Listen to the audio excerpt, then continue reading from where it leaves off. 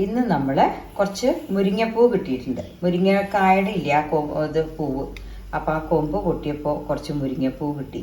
അപ്പം നമ്മൾ അതും കൊണ്ടൊരു ഉപ്പേരി ഉണ്ടാക്കാൻ പോകുന്നത്. അപ്പോൾ ഈ മുരിങ്ങപ്പൂവിൻ്റെ കൂടെ നമ്മൾ കുറച്ച് മുരിങ്ങയുടെ ഇലയും കൂടെ ആഡ് ചെയ്തിട്ട് കേട്ടോ. അപ്പം മുരിങ്ങയുടെ ഇല നേരാക്കി വെച്ചിട്ടുണ്ട്.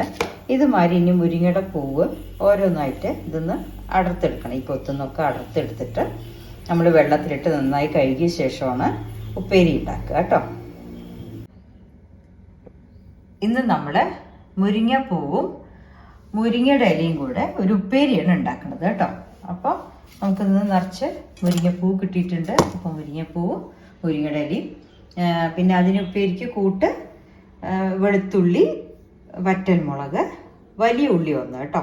അപ്പോൾ നമുക്ക് വെളുത്തുള്ളിയും വലിയ ഉള്ളിയൊക്കെ നമ്മുടെ ഇഷ്ടത്തിന് എടുക്കാം കേട്ടോ. 1 2 ഒക്കെ എടുക്കാം. അത്രയും സ്വാദ് കൂടുകയും ചെയ്യും, ക്വാണ്ടിറ്റി ആവുകയും ചെയ്യും. മുളക് എല്ലാവരുടെയും ഇഷ്ടത്തിനനുസരിച്ചിട്ട് എരിവിനനുസരിച്ചിട്ട് ഇട്ടുള്ളൂ കേട്ടോ. ആ മുളകിൻ്റെ എരിവ് അനുസരിച്ചിട്ട് ഇട്ടാലും മതി. ഇനിയിപ്പോൾ എങ്ങനെ ഉണ്ടാക്കുക എന്നുള്ളത് കാണിച്ചു തരാം. മുരിങ്ങയുടെ പൂവ് ആ തണ്ടിന്ന് മാറ്റിയ ശേഷം നന്നായിട്ട് ഒരു 3-4 പ്രാവശ്യം വെള്ളത്തിൽ കഴുകിയിട്ട് ആ മീതോടുള്ളത് എടുക്കാവൂ കേട്ടോ. അടിയിൽ അതിൻ്റെ ചെറിയ നാരുകളോ പുഴുക്കേടുണ്ടെങ്കിലോ വണ്ടുണ്ടെങ്കിലോ ഒക്കെ വെള്ളത്തിൻ്റെ അടിയിൽ നിൽക്കും. അപ്പം നമ്മൾ നന്നായിട്ട് 3-4 പ്രാവശ്യം കഴുകി മീതോടുള്ള പൂക്കൾ മാത്രം എടുത്തെടുത്ത് കളക്ട് ചെയ്തതാണ് ഇത് കേട്ടോ. അതും കൊണ്ടാണ് നമ്മൾ ഉണ്ടാക്കേണ്ടത്. ഇപ്പോൾ നമ്മൾ ഒരു പാൻ അല്ലെങ്കിൽ ചീഞ്ചട്ടി അടുപ്പത്ത് വയ്ക്കുക. അതിൽ വെളിച്ചെണ്ണ എന്നെ ഒഴിക്കണം കേട്ടോ.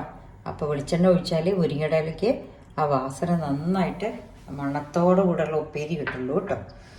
ഞാൻ വെളിച്ചെണ്ണ ഒന്ന് ചൂടായാൽ നമ്മൾ ഈ വെളുത്തുള്ളി, വലിയ ഉള്ളി, വറ്റൽമുളക് പൊട്ടിച്ചത്, ഞാൻ 3 വറ്റൽമുളകാണ് എടുത്തിരിക്കണേ. ഒരു 5-6 വെളുത്തുള്ളി വലുതാണ് എടുത്തിരിക്കുന്നത് കേട്ടോ. ഒരു വലിയ ഉള്ളി എടുത്തിട്ടുണ്ട്. അപ്പോൾ അത് നമ്മളൊന്ന് ഈ എണ്ണയിൽ നന്നായിട്ടൊന്ന് വഴറ്റിയെടുക്കുക കേട്ടോ.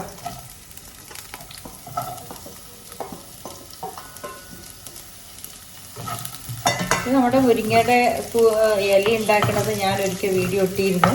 അതേമാതിരി തന്നെയാണ്. പക്ഷേ മുരിങ്ങപ്പൂവ് കൊണ്ടും അതേമാതിരി തന്നെ നമ്മൾ ഉണ്ടാക്കണം കേട്ടോ. വ്യത്യാസമൊന്നുമില്ല. മുരിങ്ങയുടെ ഇലയും മുരിങ്ങപ്പൂവും ചേർക്കണമെന്ന് മാത്രമേ ഉള്ളൂ. അത് നമ്മുടെ വയറിനും ഒക്കെ നല്ലതാണ് മുരിങ്ങയുടെ പൂവ്. അതുകൊണ്ട് സൂപ്പ് ഉണ്ടാക്കാം, ഉപ്പേരി ഉണ്ടാക്കാം. പിന്നെ നമ്മുടെ കോഴിമുട്ട കൊത്തിപ്പൊരിയൊക്കെ ഉണ്ടാവുമല്ലോ, അതിലും മുരിങ്ങപ്പൂവൊക്കെ ആഡ് ചെയ്തിട്ടുണ്ടാക്കിയ നല്ലൊരു വാസനയാണ് കേട്ടോ. അപ്പോൾ ഇതൊന്ന് ചൂടാകട്ടെ കേട്ടോ.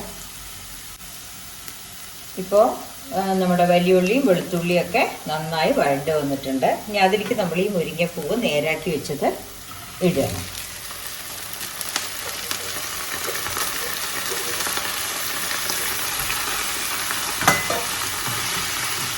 മുരിങ്ങപ്പൂ ഇട്ടു.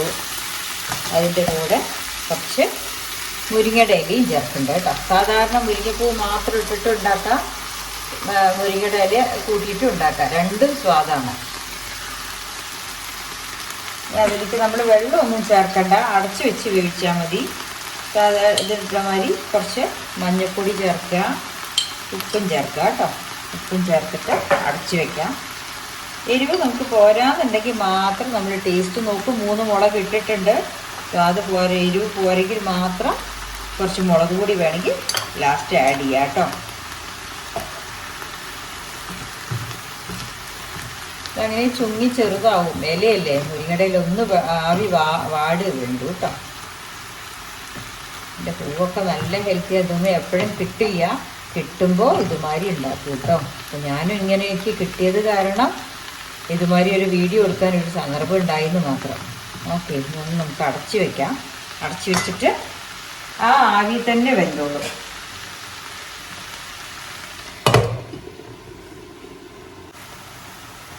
ഇടയ്ക്കൊന്ന് തുറന്നിട്ട് ഇങ്ങനെ ഇളക്കി കൊടുക്കണേ.